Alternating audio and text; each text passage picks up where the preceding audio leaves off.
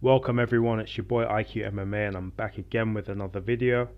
In today's video, I'm going to do a breakdown of the UFC 258 main event, Kamaru Usman versus Gilbert Burns. So when we have a look at Kamaru Usman, we can see that he's been the welterweight champion for a few years now. He's defended the belt against Colby Covington and Jorge Masvidal, so two ex-teammates, and putting on a dominant performance against Jorge Masvidal, and one of the best fights of the year that year, in a very competitive fight against Colby Covington. In the lead up to attaining the title, he put a very dominant display, or dominant displays I must say, over the likes of Damian Maia, Rafael dos Anjos, Tyron Woodley, Emil Meek, and even beating a guy like Leon Edwards very early on in his UFC career. Dominating Leon Edwards with offensive wrestling against the cage. So that is Kamaru Usman. Looking on to, got Yves Edwards there, but moving on to Gilbert Burns. So Kamaru's opponent for later, we can see that Gilbert Burns, so he was formerly a lightweight, so I believe he moved up last February, I want to say, I could be wrong. So he fought Damian Maia at lightweight in March, at welterweight in March. Gunnar Nelson is a welterweight as well. Mike Davis is a lightweight, so somewhere in between 2019 he made the step up to welterweight, and having wins against the likes of Gunnar Nelson, beating Yves Edwards, and an elite grappler in Jake Shields in grappling bouts, which I'm going to touch on throughout the duration of this video. Gilbert Burns grappling. Gilbert Burns also beating Damian Maia and Tyron Woodley, just like the champion Usman has also done. Firstly, I would like to break down Usman. So Usman, I find, is he's an interesting guy, as well as a elite level fighter. The things that stand out for me when I look at Usman are his size, his strength, and his kind of smothering style. So when I'm looking at Usman's size and strength, you can see he's about 6 foot. He's got a reach of 77 inches, so he's got a decently long reach for a welterweight. His height, he's probably a bit taller than average as well. But one thing that really stands out for me is his actual size. So when you look at Usman's muscle mass, and you look at the size of his muscles compared to maybe some of the other fighters, definitely he is, he carries a lot more muscle mass, and he's, his frame is just generally a lot bigger. And one thing that kind of makes him different to other fighters is his strength. He's very good at using the cage as a weapon. He's very good at using the strength and the cage, to make his opponent feel like it's a very long way away back into the middle of the octagon. And personally, I think that is his best attribute as an MMA fighter: the ability to smother his opponents, the ability to make the cage closer to his opponents and the middle of the ring further away. So when I look at Usman's style, he tends to build into the fights. So as he fights, he starts off at a certain pace, and he's able to build that pace as the rounds go on until the 4th and the 5th round, where typically what you see with muscle-bound guys is that the muscle is going to require a lot more kind of blood get into those muscles, and a fighter may fatigue a lot quicker. Weirdly enough, you don't see that with Usman. Maybe that is down to genetics, the fact that maybe if he didn't train MMA, he still might have like a large amount of muscle mass. This is all down to speculation. I don't know. Usman trains MMA. He doesn't not train MMA. So um, it's all just speculation. But yeah, he's got really good cardio, and he has a strong pace. He can carry a strong pace throughout the fight. He's a he can be, I must say, he can be a forward foot pressure fighter, and he likes to threaten with takedowns. Um, the fights that are kind of him moving into the championship fights, he's not so he's not like providing the forward foot pressure as he normally does. He kind of takes a bit more time, judges his distance using the rear teep, and takes a bit more time using single shots and two or three combinations, 2 or 3 punch or kick combinations, to kind of get off on his opponents. So one thing I find really interesting about Usman, again, is the psychology of this guy. He is a really, really competitive guy. Like, I feel like Usman's the kind of guy that, you could throw five cents or 5p coins against the wall, and Usman will be the guy that's like, nah, I can throw it further. Or you could, maybe say you're quicker than him and he's ready to face you in a 100-meter sprint. You could play a video game. He's gonna play that video game until he wins. This guy is just ultra competitive, which I believe probably contributes towards a championship mentality. So I feel like just him as a person, having this as characteristics, probably helps him be such a good champion. Even in certain spots in a fight. So I was watching a fight against Tyron Woodley, and you could see there was certain positions where Usman would get Woodley into a clinch, and Tyron Woodley might give Usman, maybe an uppercut to the body. Usman would fire straight back, and they were getting into exchanges where they were trying to see who could do the most uppercuts or who could do the most damage, in moments. I feel like he's super competitive, but at the same time, that's not a bad thing. That's not a bad thing at all. That is what's driving him, to do better with his performances every single time. When he first kind of come onto the UFC, I think Dana White gave him a lot of flack just for having a bit of a boring style. And what did he do after that? When he fought Rafael dos Anjos, he was a lot more offensive. He was, generating more action. He was, providing more opportunity for more of an exciting fight. And even his fights against Tyron Woodley, Colby Covington, he brought more to the table. His striking had improved, as if to say, Dana, you're not going to tell me I'm boring. Watch, next time you're going to see. So I think that's really interesting about the guy.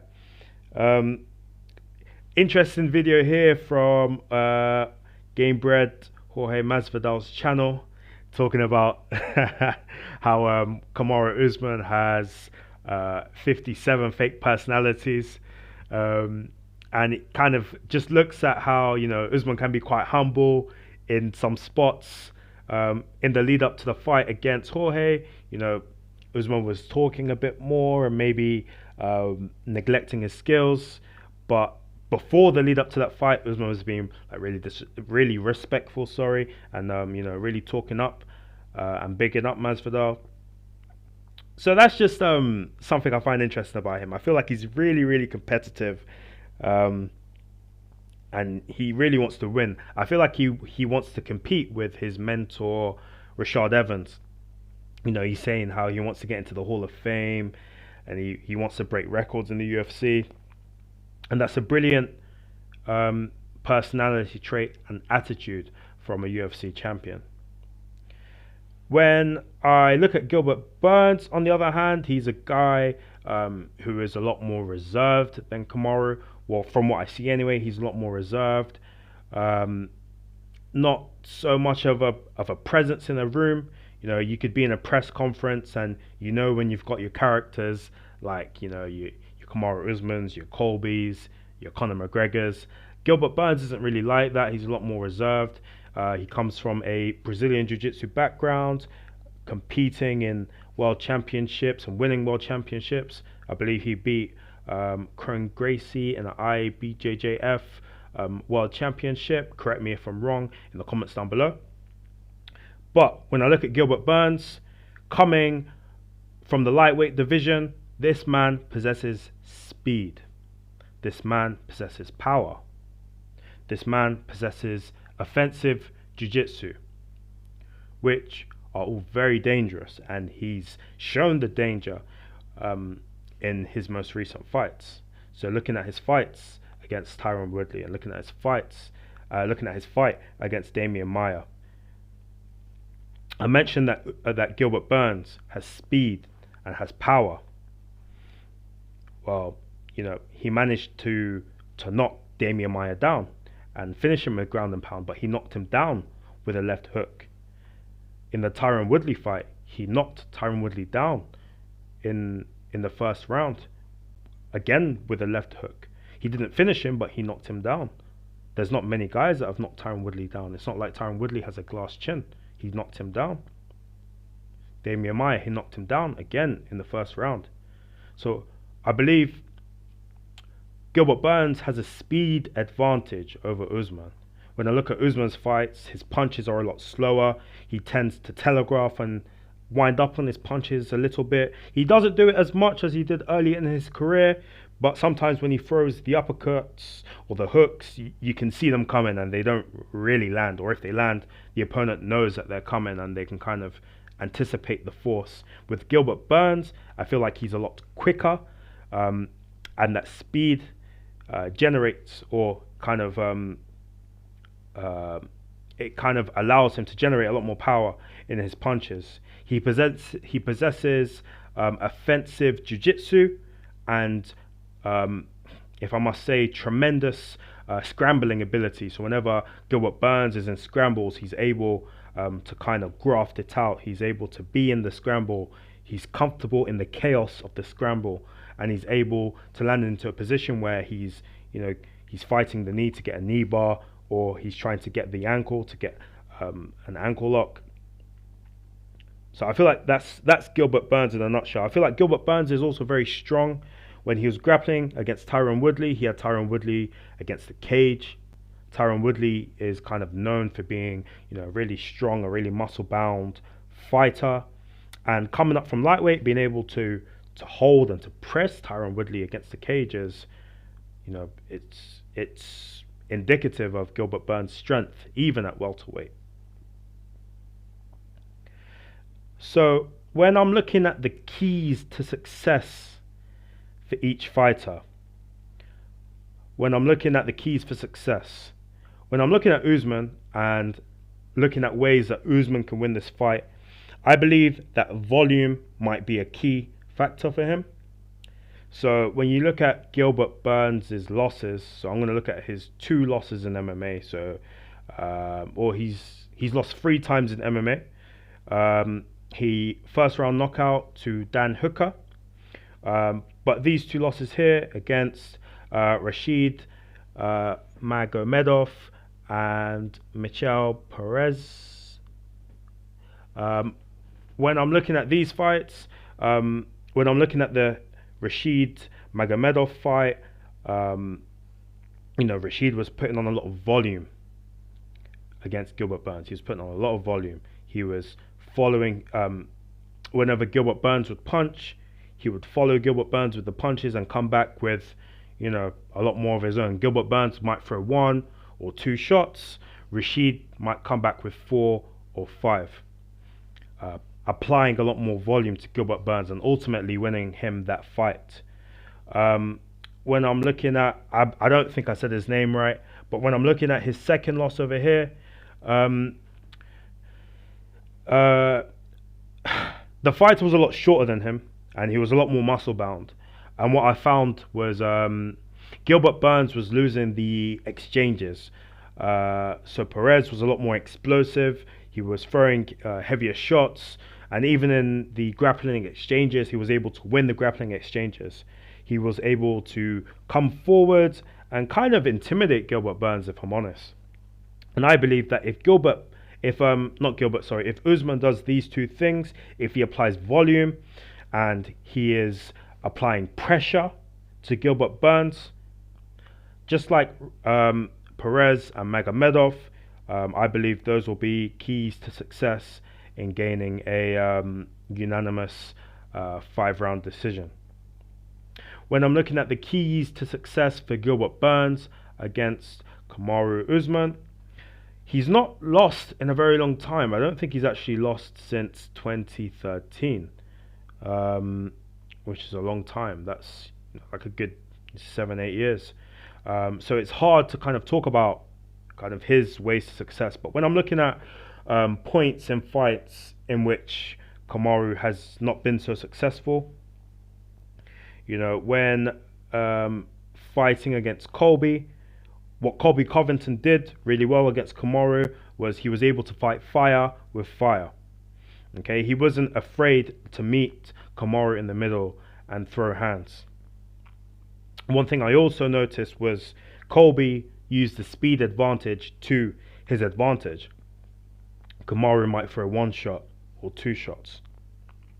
Colby would follow up with subsequent punches. If they're both jabbing each other.